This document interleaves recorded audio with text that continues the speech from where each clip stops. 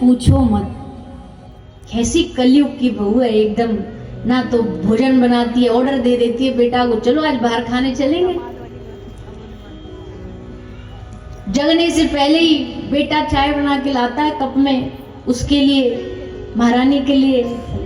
झाड़ू पोछा कुछ करती नहीं, बेड पे ही बैठी रहती है, कोई काम ना धंधा ना कुछ ना। उसी ने कहा, अच्छा अभी अभी आपकी बेटी भी तो ब्याही है, दामाद कैसे? वो बड़े बढ़िया हैं, बेड से उतरने नहीं देते। सुबह जगने से पहले चाय का कप लेकर के आ जाते हैं और कहते तू थक जाती है, ला आज क्या खाना बनाएगी, बाहर चलेंगे, बाहर खिला के लाता हूं। रिश्ता वही सोच नहीं। हमारे आदर्श ना कभी कभी रिश्ते के हिसाब से बदल जाते हैं। अच्छा, यही उलट भी होता है कि अगर बेटा अपनी बहन का ख्याल रख रहा है, बहन अपने भाई का ख्याल रख रही है, बड़ा अच्छा लगेगा। अरे भैया राम और भरत की जोड़ी है। और दामाद अगर अपनी बहन का और भाई का ख्याल रखने लग गया तो फिर वो लड़की भी आके कहेगी भैया उन्हीं की सुनते हैं, भैया उन्हीं की बातें सुनते हैं। और वही रिश्ता फिर बुरा लगने लग जाएगा। ये क्यों सुनता है, अपने माता पिता की क्यों सुनता है? रिश्ता वही सोच लेगी। खैर, हम तो बस इतना कह रहे हैं कि कन्या कोई प्रोडक्ट नहीं होती, बेटियां कोई प्रोडक्ट नहीं होती जिनको आप एग्जाम ले, एग्जामिन करें। हाँ, बस थोड़ा परिवार के अनुकूल भक्ति भाव संस्कार हो। इसके अलावा तो देखो भाई, सब इस दुनिया में अलग व्यक्तित्व लेकर के आते हैं। भगवान जोड़ देते हैं सब न जाने किसका कैसा विचार, कैसा व्यवहार। संसार में आकर के भगवान ने एक घर में जोड़ दिया सबको, लेकिन अब वो एक नहीं हो सकते। 1000 लोग तो 1000 प्रकार की विचार होगा। उस विचार का एक दूसरे का सम्मान करना पड़े। अगर आप अपने विचारों को किसी पर थोपेंगे ना, तब जाकर के बात गड़बड़ाती है। तो भैया कहाँ थे? कौन सा ब्याह चल रहा था ठाकुर जी का? चलो आप बताओ। रुक्मणी जी, यमुना यमुना, जामवती जी, सत्यभामा जी, कालिंदी जी, कालिंदी जी, मित्रविंदा। यहाँ तक गाड़ी आ गई है। तो हाँ, स्वयंवर होता था पहले। ये बात शुरू हुई थी कि भी कन्या चुनती थी कि भाई ये अच्छा है, तो उस माला को लेके मित्रविंदा जी जा रहे थे। अभी स्वयंवर में सबको न्योता दिया, भगवान श्री कृष्ण को नहीं दिया। तो भगवान श्री कृष्ण को जब न्योता नहीं मिला, अब मित्रविंदा तो मनी मन कह रही है प्रभु आप ही चाहिए और आप ही उपस्थित नहीं हो, प्रभु कुछ करो, आप आ जाओ यहाँ पे। और सब राजा बन ठन के एकदम मूंछों पे ताव लगा के खड़े थे, हमको चुनेंगी, हमको चुनेंगी। सबको पार करती हुई आगे बढ़ी और सामने देखा तो पीली पीताम्बर ओढ़े हुए श्री द्वारिकाधीश श्री कृष्ण खड़े हैं। और वह जा करके मित्रविंदा ने माला गले में डाल दी।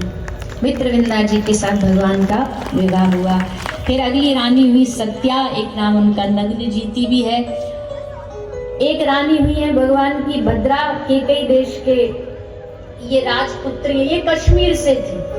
तो कश्मीर से लेके कन्याकुमारी तक सब है, वहां भगवान ने विवाह किया। और 8वीं जो रानी है वो है लक्ष्मणा, वो मद्र देश यानी कि मद्रास, मद्र देश की राजकुमारी है। उनके साथ भगवान ने विवाह किया। 16,100 रानियों को भगवान ने भौमासुर के कैद से मुक्त कराया। भौमासुर बड़ा आताताई था, सब कन्याओं को ला करके जेल में कैद करता जा रहा था।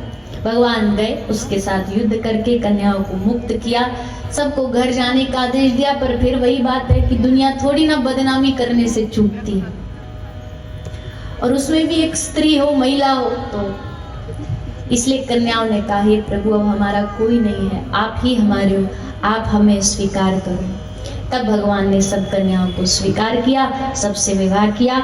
इस प्रकार 8 नाम श्री सुखदेव जी ने बताए, हमने भी आपको नाम बताए। कथा तो इनकी बहुत बड़ी बड़ी है, कैसे कैसे गए भगवान ने, विवाह में क्या क्या हुआ, सब भागवत जी में वर्णन है। और 16,000 कन्याओं का भी विवाह वर्णन किया गया। इस प्रकार भगवान की 16,108 विवाह का वर्णन आता है। फिर पौंड्रक नाम का एक दैत्य हुआ, राजा हुआ।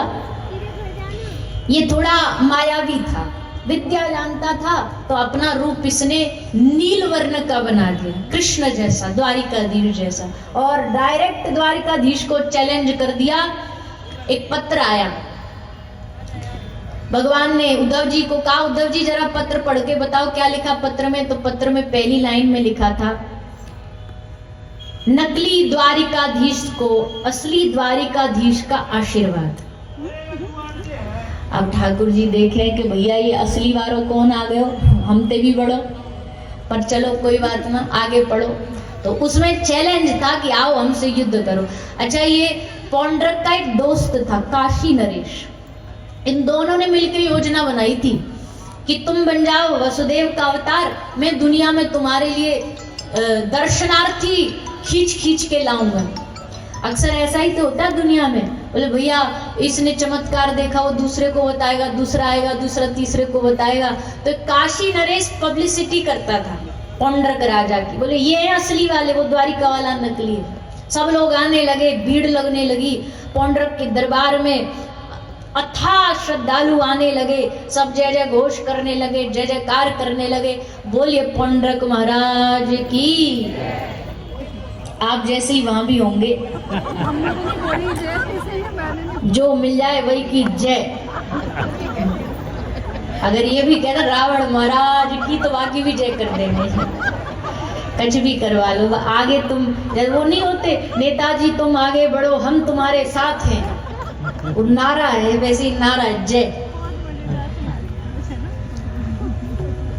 पर देखो, ये तो हम मजाक में बात कह रहे हैं, विनोद में कह रहे हैं, पर ये बहुत गंभीर बात है। आज के समय को देखते हुए किसी की भी जय जयकार में मत लग जाया करो, किसी के भी चमत्कार में मत फंस जाया करो, शुद्धता से भजन करो बस।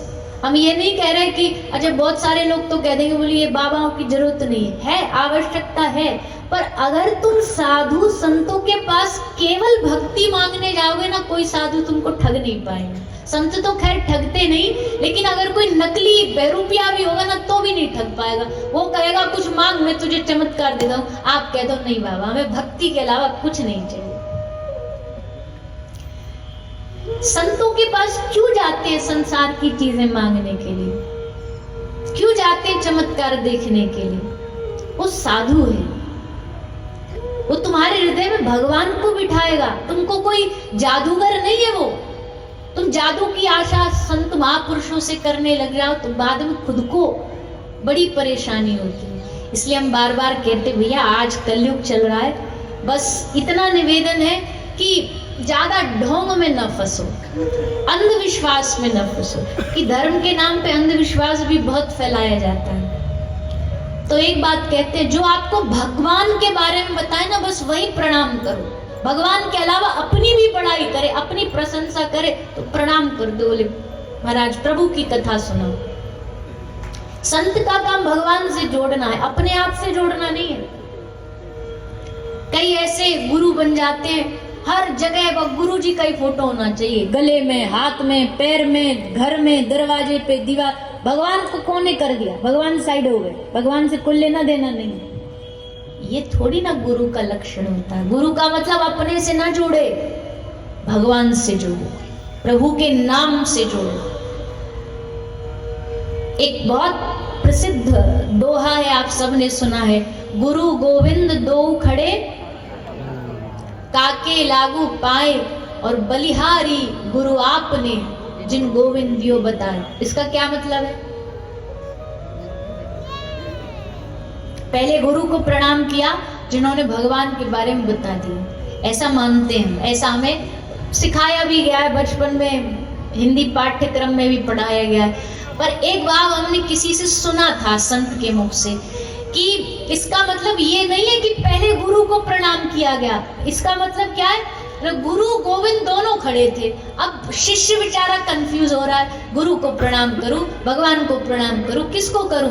तो गुरु ने देखा कि मेरा शिष्य बेचारा संशय में है, तो बलिहारी गुरु आपने जिन गोविंद दियो बता, गुरु ने इशारा कर दिया मुझे नहीं, भगवान को प्रणाम कर। बलिहारी गुरु आपने जिन गोविंद दियो बताए, गुरु ने कहा तो गोविंद को प्रणाम कर, मुझे प्रणाम मत कर। सच्चा गुरु कभी नहीं कहेगा कि भैया हमें बजो, हमारा नाम लो, हमारा जय जयकार करो, नहीं।